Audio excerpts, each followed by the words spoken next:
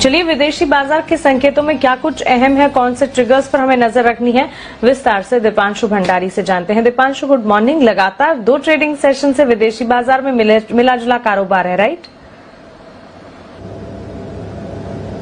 बिल्कुल मिले जुले संकेत आ रहे हैं, बट ठीक ठाक संकेत आ रहे हैं, ऐसी कुछ खराबी नहीं है।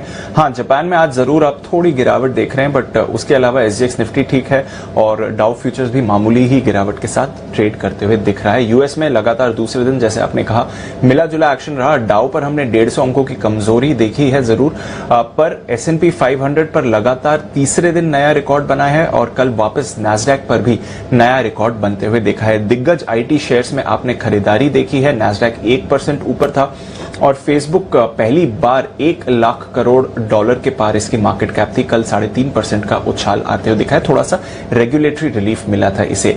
इसके अलावा बैंक स्टॉक्स पर नजर रहेगी, पर आज रिएक्शन आएगा क्योंकि जो भी ये खबरें हैं, ये मार्केट्स बंद होने के बाद आई।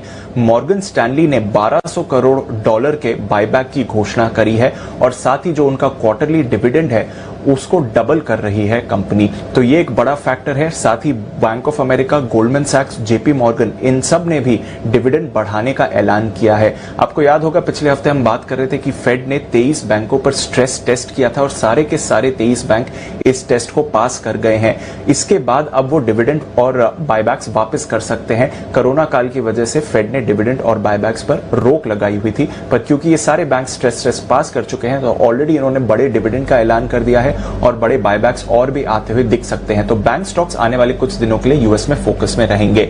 इसके अलावा कल हमने देखा कि एनर्जी और इकोनॉमी से जुड़े स्टॉक्स पर सुस्ती थी। डाउ भी फिसला है, स्मॉल कैप इंडेक्स पर भी दबाव था। हालांकि आईटी शेयर्स में अच्छा एक्शन रहा। 10 साल की बॉन्ड यील्ड वापस 1.5152% से गिरकर 1.48% के करीब आ गई है। आज जून महीने के कंज्यूमर कॉन्फिडेंस डेटा आने वाला है, तो उस पर भी बाजार की नजर रहेगी। यूरोप की बात करें तो यहां पर थोड़ी चिंता जरूर है। आधे से 1% की गिरावट आई है। कुछ जगहों पर यूरोप में वापस कोरोना के मामले बढ़ते हुए दिख रहे हैं और ये एक दोस्तों, देश के नंबर 1 ब्रोकर जीरोधा में डीमैट अकाउंट ओपन कराएं, जहां पर आपका ब्रोकरेज कुछ भी नहीं लगेगा। ब्रोकरेज लगेगा तो सिर्फ इंट्राडे पे लगेगा, वो भी सिर्फ 20 रुपया। तो जीरोधा में डीमैट एंड ट्रेडिंग अकाउंट खोलने का लिंक वीडियो डिस्क्रिप्शन बॉक्स में दिया गया है, तो जाइए लिंक पे क्लिक करके इंडिया का नंबर 1 ब्रोकर जीरोधा के साथ जुड़िए। का विषय बन सकता है। कुछ देशों ने वापस कुछ प्रतिबंधों को सख्त करने के लिए कदम उठाए हैं। पोर्टुगल ने यूके से आने वाले टूरिस्ट पर 14 दिन के क्वारंटीन की रेस्ट्रिक्शन वापस लगा दी है और पोर्टुगल का सबसे बड़ा जो टूरिज्म इनफ्लो है वो यूके से ही आता है, तो ये एक चिंता का विषय बनते हुए दिख सकता है। कच्चे तेल में कल गिरावट है। ओपेक की बैठक से पहले थोड़ा सुस्त हो रहा है कच्चा तेल। ब्रेंट अब 74.50 के करीब आते हुए दिख रहा है। वहीं अगर आप सोने पर देखें तो यहां पर भी हल्का सा दबाव था। डॉलर इंडेक्स में खरीदारी देखी गई है।